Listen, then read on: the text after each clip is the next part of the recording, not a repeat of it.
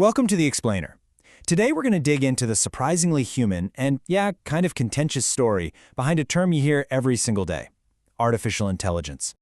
Artificial intelligence. I mean, we hear it constantly, right? But have you ever really stopped to think about why it's called that?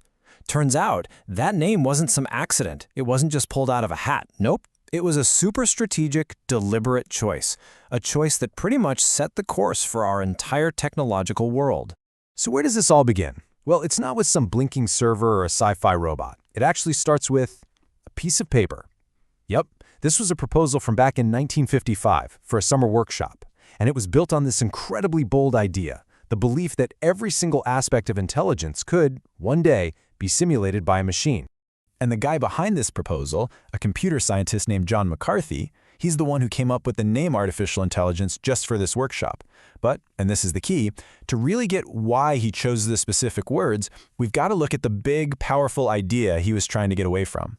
You see, before AI was a thing, before it was a household name, there was this other field that completely dominated the whole conversation about humans and machines, and was called cybernetics. And cybernetics? Man, it was this huge, all-encompassing field. It wasn't just about computers. It was about finding these shared principles of feedback and control in, well, in everything, from a simple thermostat to the human brain all the way up to an entire society. Back then, this was the way to think about any kind of complex system. And the guy at the center of it all, Norbert Wiener, he wasn't just some dusty academic. Oh no, this guy was a genuine superstar, a child prodigy who became a world-famous scientist. So, in the 1950s, you have to understand, his field, cybernetics, was the absolute intellectual giant in the room. No question. Okay, so if cybernetics was this huge, established thing, why on earth did John McCarthy feel the need to invent a completely new term, right? Why not just call his project, a cybernetics workshop? This right here, this is the core of the split. McCarthy just had a totally different vision. Wiener's cybernetics was all about analog systems, feedback loops, control, that kind of thing. But McCarthy, he wanted to zero in, to focus entirely on the power of these brand new digital computers. He wanted them to manipulate symbols and reason, basically to get them to think like a logician. It was a really deliberate pivot away from the old guard.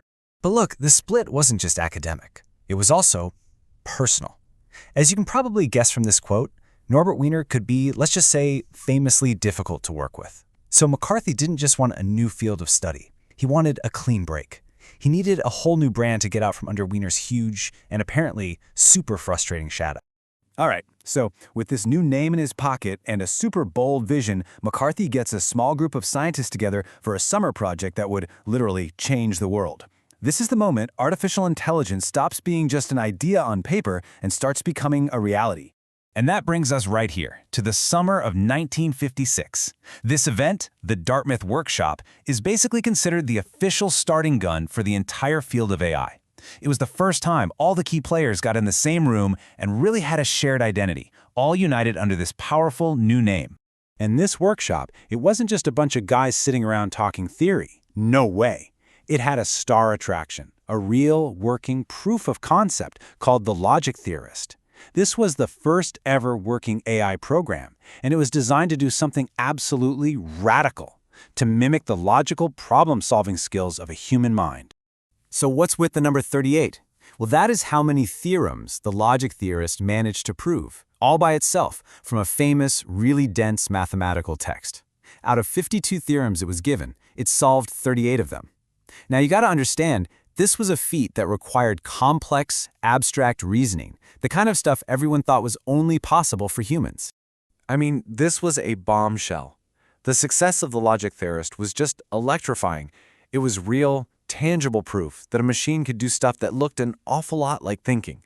And just like that, the name artificial intelligence wasn't just some idea for a workshop anymore. It had a huge success story attached to it, and that's what gave it the momentum it needed to actually stick. So fast forward to today.